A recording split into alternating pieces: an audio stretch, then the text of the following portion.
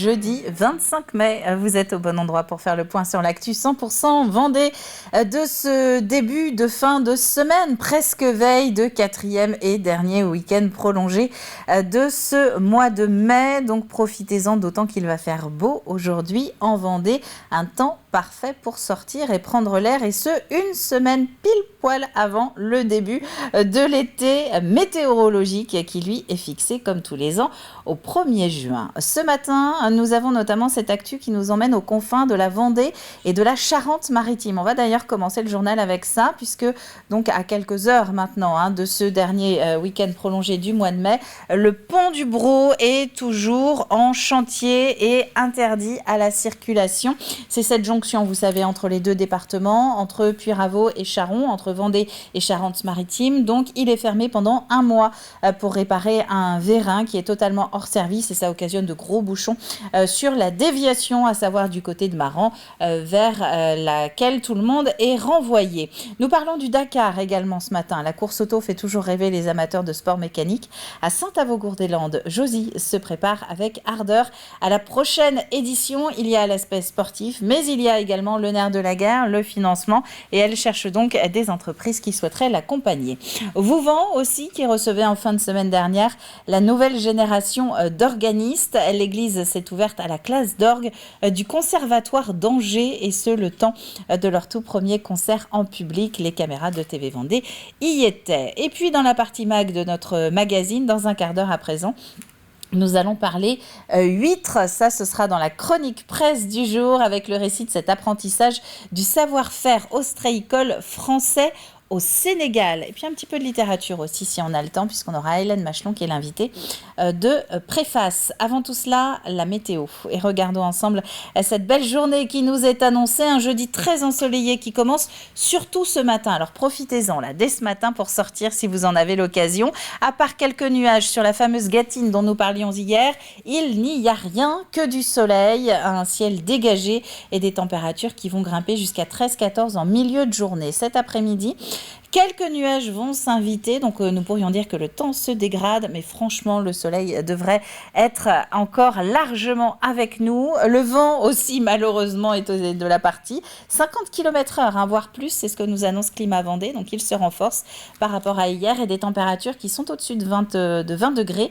21 plus précisément à Montaigu, 22 au Sables-d'Olonne ou encore à Fontenay-le-Comte. Les horaires de marée, avec la mer qui sera basse en milieu d'après-midi, et d'ici là, eh bien, elle va baisser tout au long de ces heures de la matinée. Les coefficients restent faibles et ils baissent eux aussi, 50 à 46 pour ce matin et cet après-midi. Donc si vous voulez traverser le Goire, rapprochez-vous justement au maximum de l'heure de la basse mer, à savoir 15h16. On enchaîne avec le palmarès hebdomadaire des carburants. On commence avec le gasoil, 1,60 € le litre, quasiment, puisqu'on est à 1,599 € à La Roche-sur-Yon, au Sables-d'Olonne ou encore à Belvigny. Ça, c'est pour les stations les moins chères cette semaine concernant le gasoil en Vendée. Pour le 95E10, on reste à La Roche, mais également du côté de Pouzauges, de Chantonnay et de Montaigu-Vendée pour un plein autour d'1,75 € le litre. Et nous terminons avec le GPL qui nous emmène à Saint-Gilles-Croix-de-Vie, à Montaigu-Vendée, à Chaland et aux Herbiers pour un GPL à 0,95 € le litre. La carte des marchés, avec l'ensemble des rendez-vous du jeudi, donc que vous allez pouvoir retrouver à l'écran. Citons la Garnache, Menon-Blaye, Chantonnay, Talmont-Saint-Hilaire ou encore Avrier. Et puis un petit nouveau, ça on en parlera en fin de journal, ça se passe du côté de La Roche-sur-Yon. Pour l'éphéméride, on peut souhaiter une bonne fête aux Sophie, aux Hamel, aux Vicky ou encore aux Sofiane. Un dicton, oui, il arrive, pluie de Saint-Hugues à Sainte-Sophie, remplit granges et fournils. Et la Sainte-Hugues, c'était le 1er avril dernier. Le soleil s'est levé à 6h20 en Vendée aujourd'hui, et il se couchera tard à 10h moins le quart, 21h44 précisément. On passe au journal.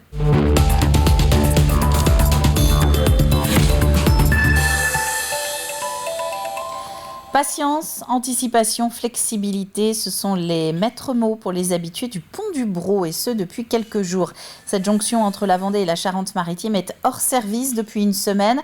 Une grosse avarie qui contraint ce pont à rester en position levée et qui oblige donc les conducteurs à emprunter la route qui passe dans le centre-ville de Maran pour franchir la Sèvre niortaise. Une déviation de plusieurs kilomètres avec des conséquences qui vont déjà au-delà des bouchons. C'est ce que vous allez entendre dans le reportage d'Agathe Poulet. Pas de temps à perdre pour les équipes du département qui sécurisent le site après la panne du pont-levis jeudi dernier en plein week-end d'Ascension. Aujourd'hui, nous avons mis en sécurité le tablier qui était en position instable pour rétablir la navigation dans un premier temps. Là, nous avons extrait le vérin pour examen en atelier. On voit la tête qui est cassée sur l'articulation haute. Le vérin de 5 tonnes qui permet de lever et descendre la plateforme est expertisé à La Rochelle pour savoir s'il est réparable ou non. Un facteur important qui joue un rôle essentiel sur le calendrier pressenti. Si le vérin est réparable, ça peut aller très vite. Si le vérin n'est pas réparable, ça, on saura ça à la fin de la semaine. Tout est flou, là, voilà. Tant qu'on n'aura pas les résultats de la réparation ou pas réparation du vérin, tout est bloqué par rapport à ça. La Charente-Maritime et la Vendée espèrent rétablir la circulation au plus tôt le vendredi 16 juin. En reliant les deux départements, le pont de Brau est un axe majeur avec une fréquentation de 12 500 véhicules par jour, dont 15% de poids lourds.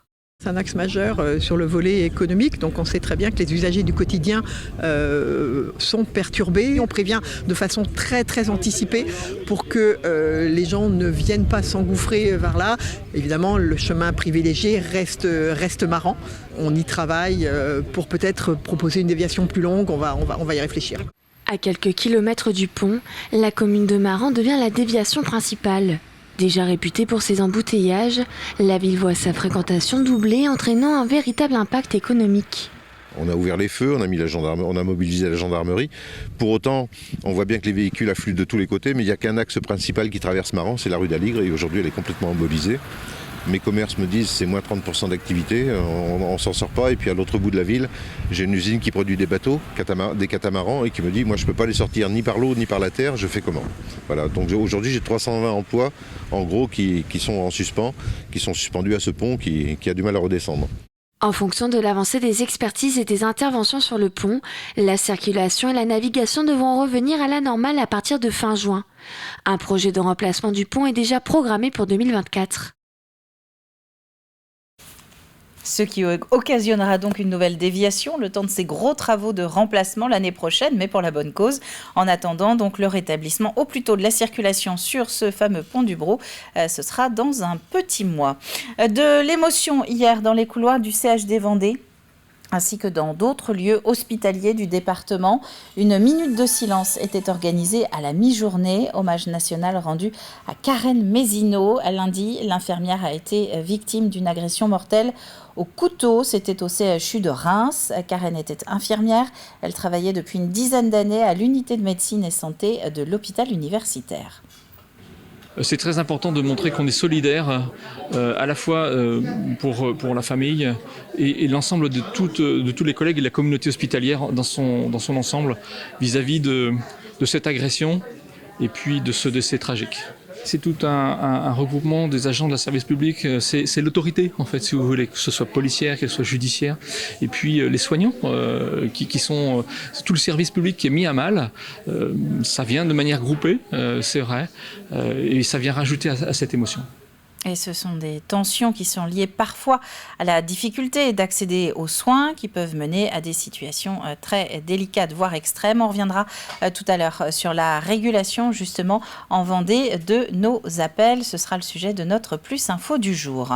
Du sport avec la participation peut-être en décembre prochain d'une Vendéenne sur le Dakar. Josie met en tout cas toutes les chances de son côté pour concrétiser son rêve. Avec déjà une vingtaine de rallyes automobiles au compteur, la sportive s'entraîne dans le département et lance une campagne de financement participatif pour réussir à réunir les fonds nécessaires. Colline Davy. Conduite assurée, concentration au maximum, cette pilote aguerrie, c'est Josie. Elle s'apprête à prendre la route du Dakar classique. Avec 15 ans de rallye à son actif, elle connaît les atouts nécessaires. Surtout dans un tel rallye, il faut, c'est surtout la persévérance, mais c'est surtout, il faut tenir sur le long terme. Il faut vraiment être linéaire. Il ne faut pas le matin être comme ça et le soir être comme ça. Il faut être linéaire toute la journée. Je pense être comme ça quand je suis en rallye. Maintenant, je ne sais pas ce que les autres en pensent, mais je fais le maximum en tout cas. Ces qualités, elle souhaite les prouver l'an prochain, avec un défi en plus, celui de concourir en équipage féminin. On rentre un petit peu dans un sport qui est plutôt masculin dans ces rallyes mixtes-là. Et en fait, ça m'a beaucoup plu. Et j'aime bien y aller en équipage féminin, mais dans des rallyes mixtes. Prouver que deux femmes ensemble, elles peuvent jouer dans la cour des grands, elles peuvent jouer avec des équipages masculins, elles peuvent essayer de ramener la voiture intacte aussi. Jusque-là, c'est toujours arrivé. La pilote compte déjà une vingtaine de rallyes, mais celui-ci est un peu différent. C'est le Graal du rallye.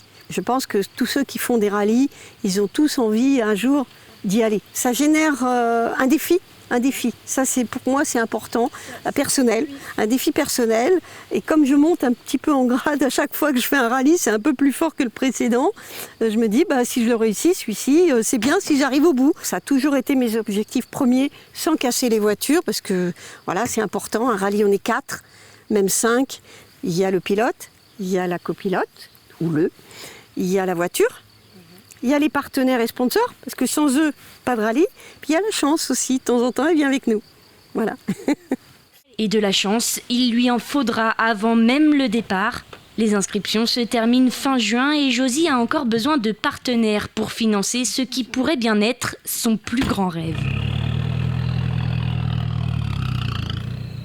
Ce Dakar classique donc qui devrait partir en décembre prochain. Pour suivre Josiane ou participer à son financement participatif justement, il y a un site internet josianearenales.fr. Il n'y a pas qu'à Cannes où le cinéma est actuellement à l'honneur. Benay aussi lui dresse le tapis rouge. 3e édition de Rêve de cours. Cette compétition de courts-métrages et de scénarios lancée en 2019 par l'association Rêve d'Ithac. En attendant les 3 jours de festival qui commenceront le 1er juin prochain, les projections des courts-métrages en compétition ont commencé hier soir avec la possibilité pour le public de voter sur place. L'idée du festival, c'était de proposer au grand public et aux jeunes des courts-métrages, d'auteurs émergents notamment, et des scénarios, parce que ça nous paraissait important d'avoir les deux. On ne met pas souvent en avant les scénaristes, et on voulait présenter au grand public ces jeunes auteurs, leurs projets en devenir au travers du scénario, ou des courts-métrages francophones qui viennent de France entière, ou de pays francophones comme la Belgique cette année, puisqu'on a aussi un film belge en compétition. On a toujours souhaité impliquer les jeunes, donc on a les collégiens de Benay, on a des lycéens de Fontenay-le-Comte, on les fait travailler tout au long de l'année sur le festival, sur les lectures de scénarios. Il y a un prix des jeunes qui est décerné pour le meilleur scénario et pour le meilleur court-métrage. Et pour plus d'informations, il y a un site internet Rêve de cours, rêve au pluriel, rêvedecours donc.com. De la musique aussi ce matin avec l'orgue qui a résonné dimanche toute la journée à Vouvant. La classe d'orgue du Conservatoire d'Angers est venue dans le sud Vendée pour se confronter à son tout premier public. 6 élèves âgés de 7 à 17 ans, des élèves que Grégoire de Châtillon a pu rencontrer entre 2 répétitions. Eulalie est âgée de 7 ans. Elle pratique l'orgue depuis septembre dernier. On fait tout au premier clavier du coup là. Ok. T'attends que ça ait quasiment fini de résonner dans l'église. Louis, lui, a 10 ans et a choisi cet instrument avant depuis 4 ans. On peut avoir tellement de différences de sons. Et aussi, on peut faire tout doux, tout fort. J'aime beaucoup ça. J'ai choisi cet instrument parce que je trouvais le son joli et j'aimais beaucoup sa forme. Ils sont ainsi 6 élèves du Conservatoire d'Angers venus se confronter à l'orgue de l'église de Vouvant. Et avec leur professeur Thomas Pellerin, chacun répète le morceau qu'il va jouer 2 fois dans la journée. On fait des auditions d'une demi-heure pour des concerts pour les familles, pour que les gens découvrent l'orgue autrement. C'est parce que l'orgue est quand même un instrument qui est toujours dans l'esprit des gens, associé à l'église, l'instrument qu'on entend aux enterrements, à la messe. Mais en fait, c'est l'instrument qui a le plus grand répertoire musical et qui n'est pas qu'un répertoire religieux, contrairement à ce que l'on croit. Sortir l'orgue de cette image de l'église, ces organistes en herbe sont d'abord fans de cet instrument très riche musicalement. L'orgue imite l'orchestre et c'est souvent une passion pour eux. Voilà, comme ils auraient pu choisir le violon, le piano, n'importe quel autre instrument. L'orgue va faire partie de ma vie parce que je veux devenir musicien professionnel, plutôt en me tournant vers la direction de chœur ou la direction d'orchestre. Mais l'orgue va de toute façon rester dans mes pratiques quotidiennes. Le département de la Vendée compte 3 classes d'orgue à Luçon, les Sables d'Olonne et La Roche-sur-Yon. Et puis une toute dernière information, si vous êtes amateur de marché, celui de plein air de La Roche-sur-Yon est de retour à partir de ce jeudi matin dans le quartier des Halles. Les producteurs s'installent notamment sur la nouvelle place Jacques Chirac, récemment inaugurée. Marché donc de plein air dans le centre-ville de La Roche tous les jeudis et les samedis matins.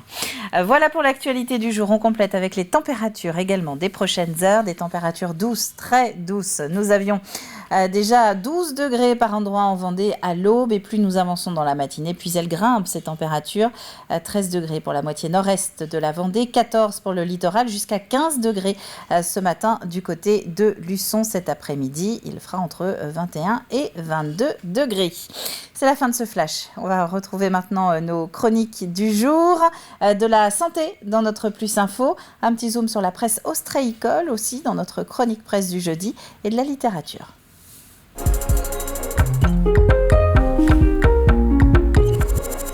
Un Plus Info du jour donc que nous consacrons à l'ARS, l'Agence régionale de santé, et au CHD Vendée qui ont refait un point il y a quelques jours sur ce système mis en place dans le département pour essayer d'apporter une réponse médicale à tous ceux qui en ont besoin. C'est l'explication en fait de ce qu'il se passe à l'autre bout du fil quand vous appelez le 116 117.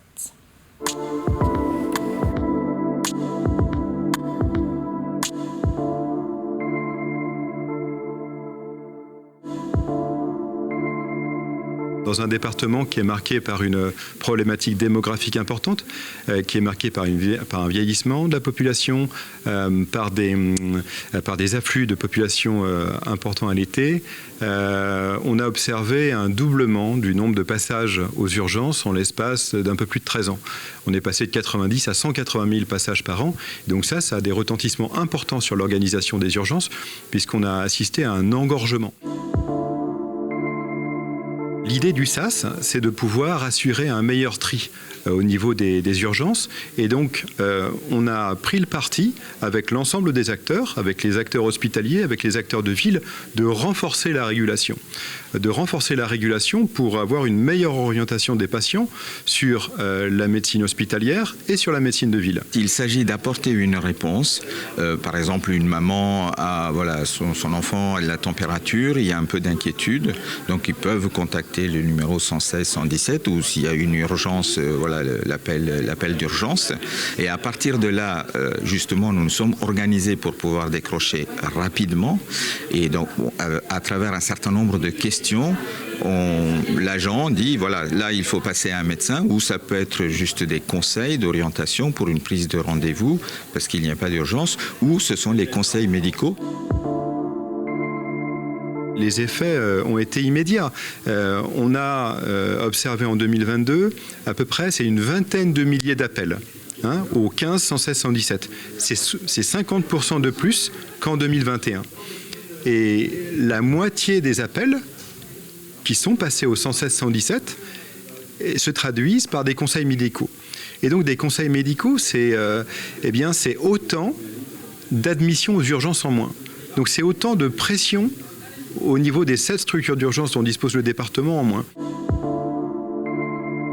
C'est un début d'organisation. Nous allons déjà mettre en place, et on est en train de signer une convention avec les dentistes pour pouvoir apporter une réponse au niveau des urgences. Nous avons également recruté des dentistes au niveau de l'hôpital pour pouvoir répondre aux besoins, mais ça passe justement par ce SAS pour qu'on puisse trier en fonction des urgences, des besoins. Sur l'année 2023, on a encore, ils vont connaître une évolution, une montée en charge.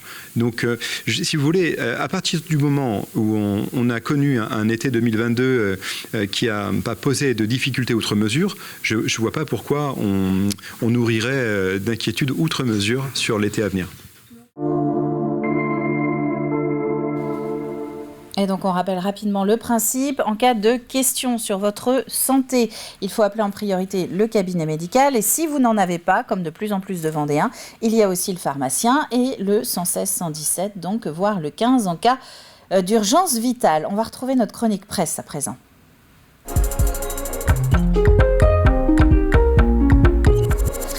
Avec un article sur les huîtres dans la presse spécialisée. Un article qui a été écrit par Sandrine Pelletier, que nous connaissons plutôt sur TV Vendée pour ses interviews sportives. Mais Sandrine collabore aussi avec Culture Marine, qui est le magazine professionnel des conchiliculteurs. Et à cette occasion, Sandrine a fait le portrait de Katim Tine, qui est cuisinier en France et qui essaie actuellement d'implanter l'élevage des huîtres à la française dans son pays d'origine, à savoir le Sénégal.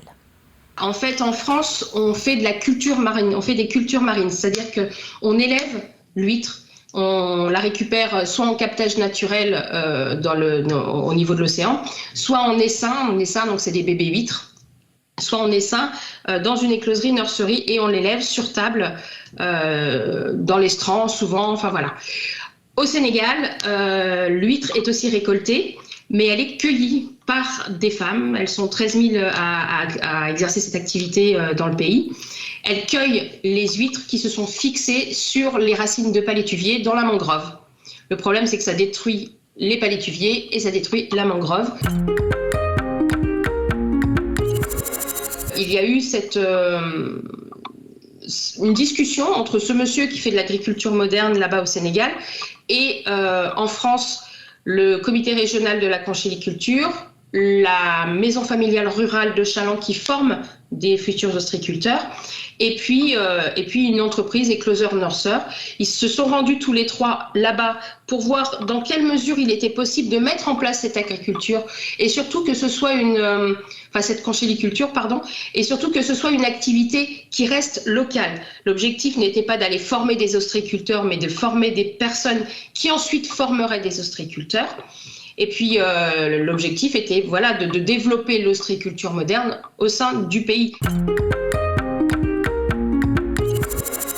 Alors ça risque pas d'arriver pour la simple et bonne raison qu'au niveau sanitaire, les réglementations ne sont pas du tout les mêmes. En France, les réglementations sanitaires sont très strictes. On va dire que c'est peut-être un petit peu moins abouti encore au Sénégal. Donc déjà, il n'y a aucun export possible entre des huîtres sénégalaises vers le marché français. Et en plus, le marché français s'autosuffit, j'aurais tendance à dire, parce qu'il y a quand même un milieu ostréicole très très développé. Donc on n'est pas encore rendu à ce que le Sénégal vienne concurrencer la France. Mais ça leur permet à eux de créer par contre un véritable marché, une véritable profession, un véritable exercice local qui restera local sans qu'ils aient besoin d'importer. D'ailleurs, ils n'ont pas forcément les moyens d'importer des huîtres françaises, mais ils produiront localement un produit qui pousse chez eux et qu'ils sont capables d'élever et de mettre en élevage.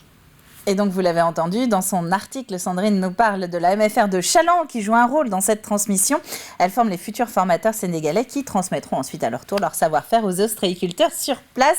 Et c'est donc à lire dans Culture Marine. On passe au programme télé.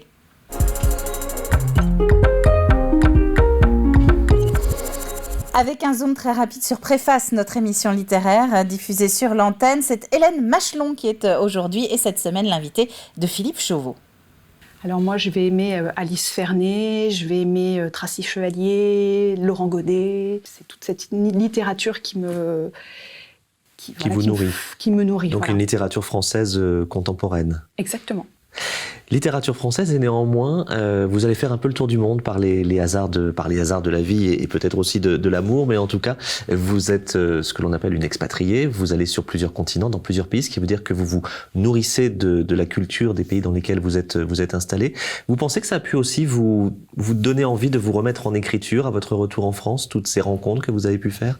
C'est sûr, en fait, à la base, moi je suis une enfant de la forêt, une enfant des bois, des sous-bois, des étangs. Et présentation de Flagrant Déni à retrouver dans Préface cette semaine sur TV Vendée. Le jeu de la matinale. Dernier appel pour ce jeudi. Pourquoi les élèves des établières de Chaland ont-ils rallié Saint-Jean-de-Mont à pied ? L'indice du jour, eh bien chaque kilomètre compte, mais chaque kilomètre rapporte aussi. Et à la clé, un gagnant qui repart avec 2 passes pour le festival de yoga de Saint-Gilles-Croix-de-Vie des 17 et 18 juin. C'est la fin de cette matinale. Merci à vous d'avoir été une nouvelle fois au rendez-vous. On va se retrouver demain dès 7h en direct maintenant sur TV Vendée. D'ici là, profitez bien de ce jeudi ensoleillé. Allez sur la plage peut-être si vous avez le temps. En tout cas, très bon jeudi et à demain.